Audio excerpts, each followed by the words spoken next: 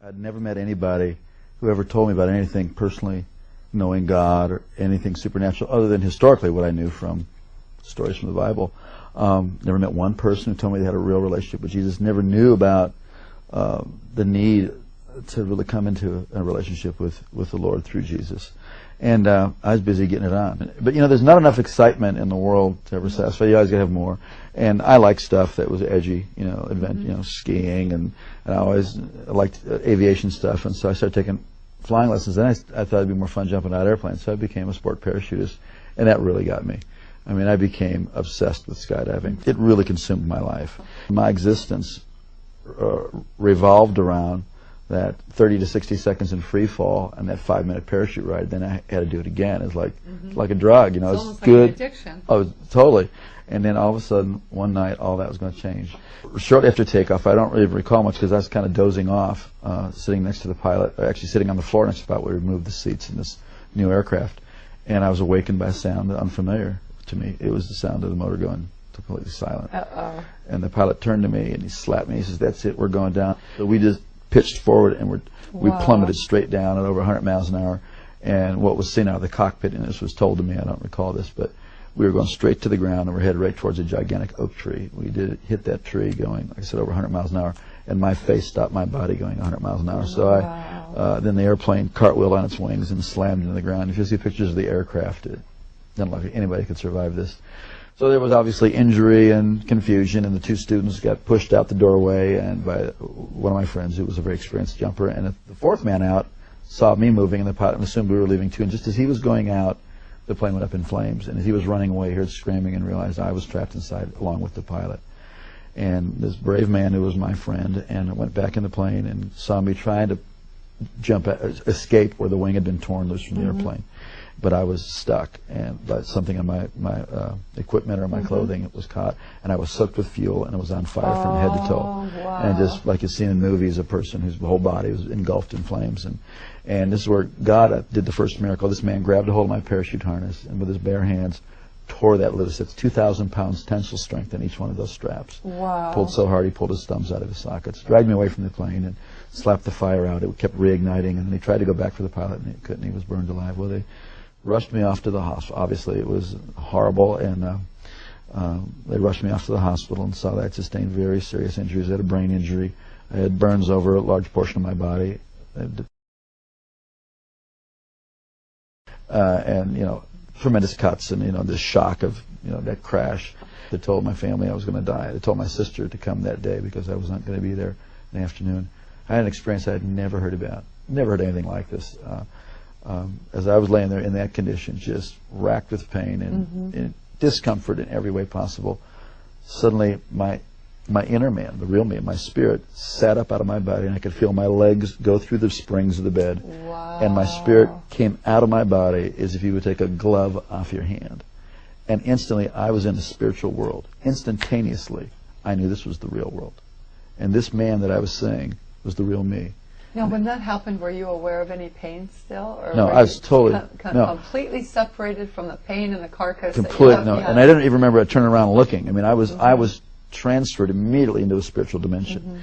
And everything about the spirit world is more real than this world. The colors are brighter, the edges of everything are sharper, the emotions are just... And instantaneously, the thing that really struck me the most was there was a complete absence of the awareness of time. Everything in this world is relative to time. You know, you got up this morning, you'll go to bed at night. Something is old, something is new, it will get old. Something is born, it will die. Everything in this plane, in the physical plane, in the natural plane, is relative to time.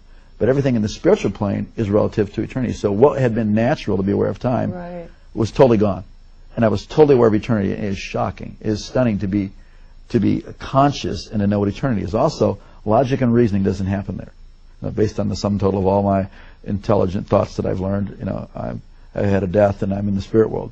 It's like you just know that you know that you know. It's like having a revelation constantly, and it was incredible. And I knew I was traveling. I could feel, you know, that I was traveling. And as I looked ahead, there was this pure white light. It was whiter than the whitest snow and brighter than 10,000 suns. And yet I could look right at it, and it was compelling.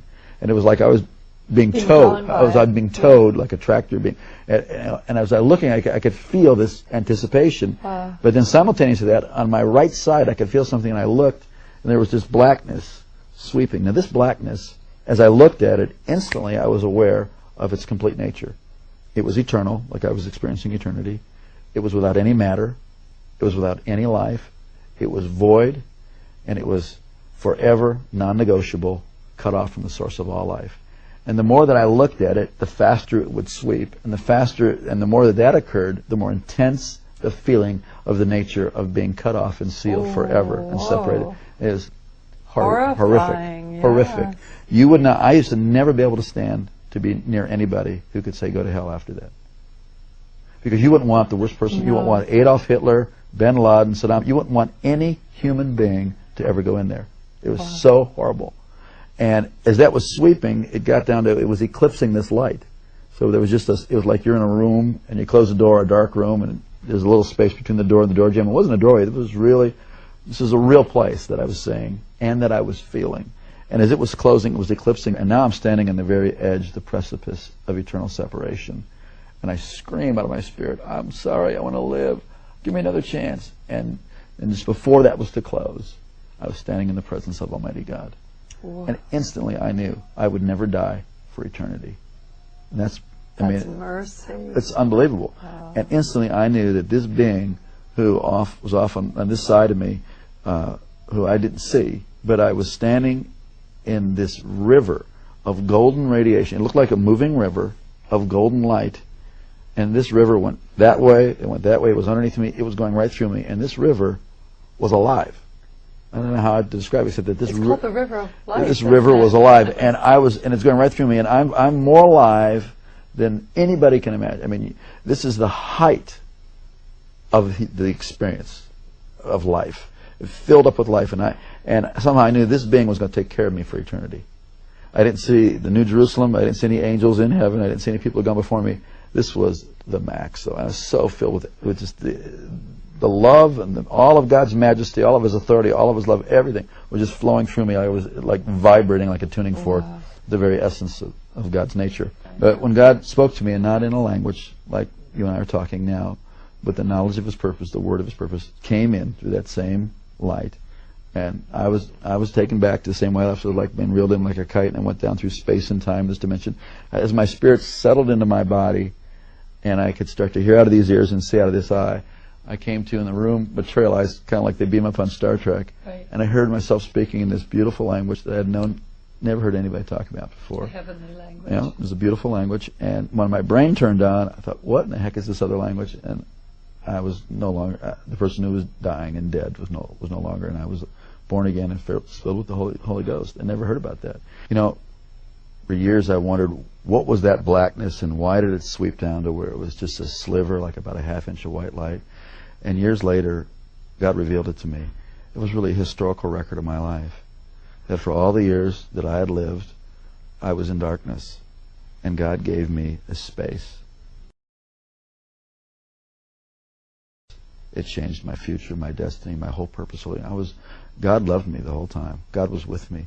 But, you know, please don't wait until you're that desperate. We're desperate right now, and He's with you, and you have a chance today to cry out to God. It's not complicated. It's not religious. I mean, certainly my prayer wasn't all that complicated, and it wasn't about religion. It was about I needed life, and there is no one of us before God that doesn't need the whole life that He has to offer.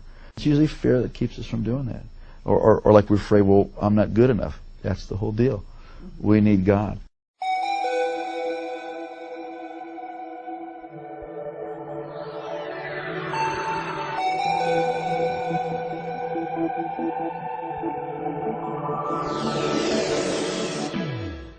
Our joy, our hope, our confidence is in Jesus.